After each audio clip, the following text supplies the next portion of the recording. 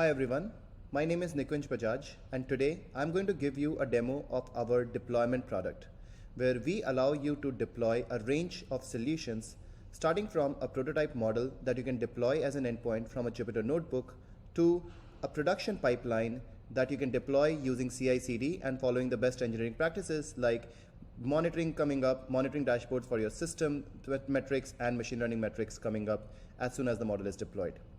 So our deployment starts with the concept of workspace, where think of a workspace as a cluster where you could be deploying multiple services, and this is analogous to the Kubernetes namespace as well. So you can create your workspace to whatever size that you want, and you can group your services based on either they are all production services or they are all staging services, or you could be grouping the services by different teams or different projects as well. Each service that you have in your workspace has an API endpoint which has the fast API hosted, and you could be providing this endpoint to your production engineers who can test out the API and get the model response and see what is the response format like. Each of these services also has a Grafana dashboard that comes up and running where you can track your system metrics, how many API requests are you getting, what kind of latency are you getting. You can also track your production logs right away, where your logging is set up from the beginning. For each service, you can see exactly which pod is the service deployed on, and every single deployment on our platform is actually versioned. So you can see that this particular service was deployed on 15 July and 28 July, and you can track the version specific logs.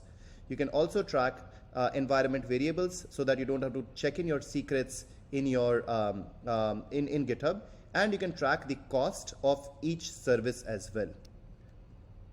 Besides this, getting this up and running is from your Jupyter notebook is very straightforward, where you can actually follow some of our examples where you write your vanilla model training code, and then you can implement any predict function. So this is the same predict function that I showed you a demo for, where you take like 4 numbers as input and you return a class name as an output.